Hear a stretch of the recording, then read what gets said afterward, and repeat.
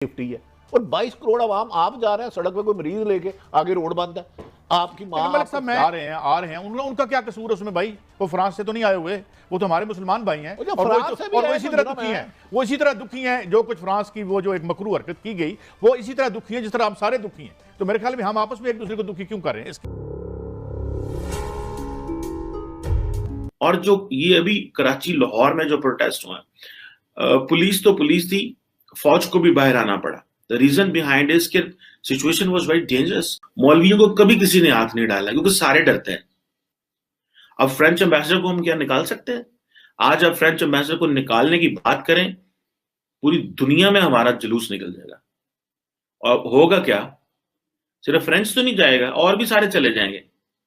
और दुनिया भी खौफजदा है कि अगर इस किस्म की कोई रियासत बन गई यहाँ, या इस किस्म की कोई पार्टी पावर में आ गई, तो पाकिस्तान का न्यूक्लियर प्रोग्राम और ये वो वगैरह बहुत से इश्यूज हैं।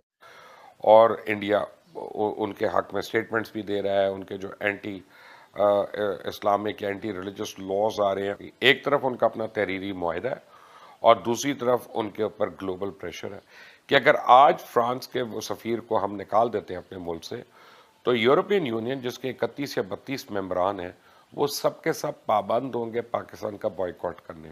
फ्रेंच गवर्नमेंट ने अपने साथियों के साथ मिलकर और ख़ासतौर इंडिया के साथ मिलकर उन्हें FATF के प्लेटफॉर्म को इस्तेमाल किया और पाकिस्तान के ऊपर बड़ी कड़ी ज़रबें लगाई। और पिछले 4 महीने में आप देखें कि इंडिया और फ्रांस जो है उनका आपस में मेल जोल कितना ज़्यादा बढ़ गया। और इंडिया उनके हक में स्टेटमेंट्स भी दे रहा है। उनके जो anti Islamic anti religious laws आ रहे हैं उसको भी सपोर्ट कर रहा है, क्योंकि खुद हिंदुस्तान में हिंदुस्तान की जो मूवमेंट है वो इसी तरह माइनॉरिटीज़ को क्रश करने पे लगी हुई है। अब पाकिस्तान की रियासत एक कैच-22 सिचुएशन में आ गई। एक तरफ उनका अपना तहरीरी मुआहदा है और दूसरी तरफ उनके ऊपर ग्लोबल प्रेशर है कि अगर आज फ्रांस के वो सफ़ीर को हम निकाल देते हैं अपने मुल्क से, तो यूरोपियन यूनियन जिसके 31 या 32 मेंबरान हैं, वो सब के सब पाबंद होंगे पाकिस्तान का बॉयकॉट करने पे। और उसकी पहली शिक ये होगी कि किसी पाकिस्तानी को पूरे यूरोप का वीज़ा ना मिले। दूसरी शिक होगी कि पाकिस्तान से ट्रेड ना करें। तीसरी शिक होगी कि पाकिस्तान में अपनी मसनूआत ना भेजें। तो आपका जो इकोनॉमिक मेल्टडाउन है एक तरफ हो रहा है, और दूसरी तरफ अगर ये शुरू हो जाता है तो एक बड़ी अजीब सी हमारे पुलिस एहलकार, बावर्दी पुलिस का एहलकार, उनको ये तहरीके लब्बैक के दहशतगर्द, ये इंतहा पसंद सड़कों पर मार रहे हैं, वीडियोस चल रही हैं, रियासत इनके आगे सरेंडर करके बैठी हुई है। होम डिपार्टमेंट पंजाब रात को कह रहा है हम इनसे मुज़ाकरात कर रहे हैं। और फिर जो सबसे खौफनाक चीज, जो सबसे खौफनाक और जिसने हमारा दिल तोड़ दिया, वो थी कल रात जो वीडियो आई। पाक फौज के जो जवान थे वो गाड़ी में सामने मशीन गन लगाई हुई है, लेकिन वहां पर वो साद रिजवी जिंदाबाद, तहरीके लब्बैक जिंदाबाद के नारे लगा रहे हैं।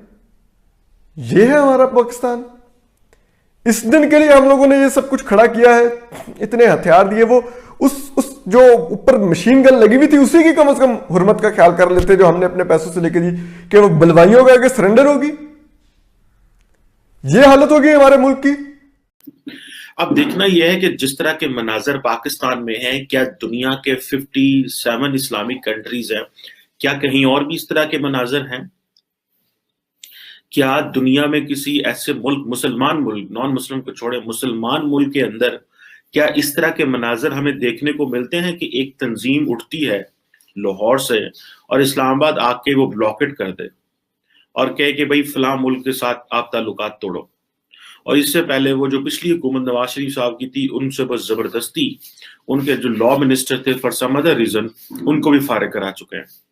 जब रियासत जत्थों के आगे बेबस हो जाए, किसी का भी कोई भी मुतालबा हो सकता है, लेकिन रियासत होती है।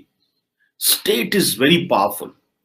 तो आपको अगर फारिग करना पड़ जाए अपना लॉ मिनिस्टर के, आपके डॉक्टर भी सड़कों पे, इंजीनियर भी सड़कों पे, किसान भी सड़कों पे, मजदूर भी सड़कों पे, पॉलिटिशियन भी सड़कों पे, A to Z कौम है, तो 22 करोड़ आवाम की जिंदगी अजरन कर देते। तो किसी भी कीमत पर आपको लोगों की जानो माल की हिफाजत हुकूमत की जिम्मेदारी है। कई सब लाखों लोग कल रसुआ हुए हैं, बच्चे, औरतें, बुजुर्ग, बीमार लोग, खत्म हो गया, ईवन के अस्पतालों में ऑक्सीजन नहीं जा सकी। यार कहाँ है हुकूमत?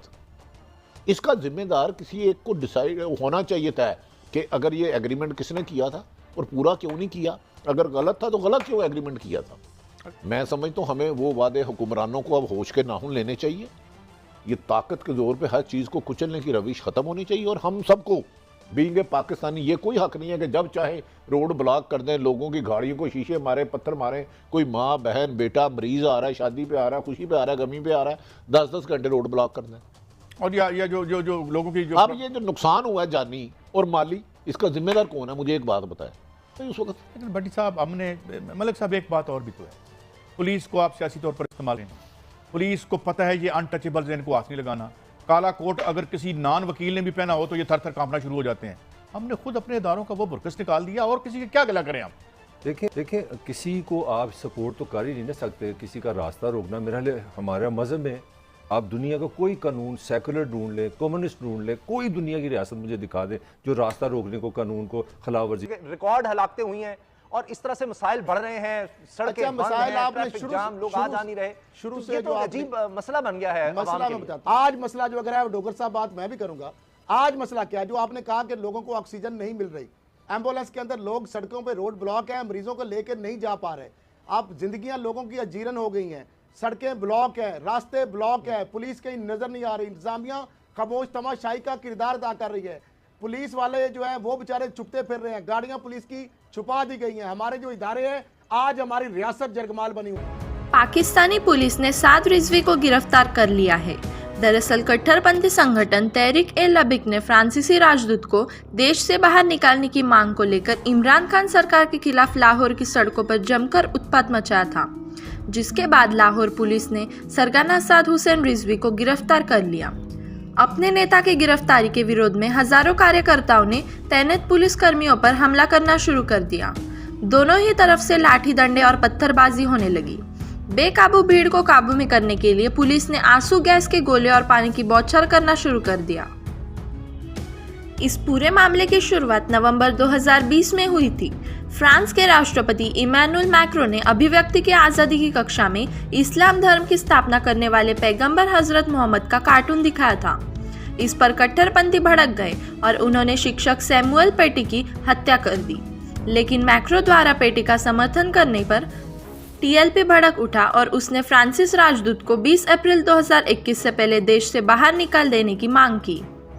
लेकिन ऐसा नहीं होने पर रिजवी ने प्रदर्शन के एक दिन पहले सरकार को धमकी दी थी कि अगर राजदूत को नहीं निकाला गया तो इसके विरोध में प्रदर्शन किए जाएंगे। कट्टरपंथियों की धमकी से डरकर इमरान खान सरकार ने नेशनल असेंबली के एक प्रस्ताव पेश किया है। इस प्रस्ताव को लाने का निर्णय पाकिस्तान के कानून मंत्री फरोज नसीम, धार्मिक मामलों के मंत्री नूरुल हक कादरी, आंतरिक मंत्री शेख रशीद और अन्य अधिकारियों की मौजूदगी में लिया गया है। अब सरकार ईद से पहले ही फ्रांस के राजदूत को देश से निकालने की तैयारी कर रहा है।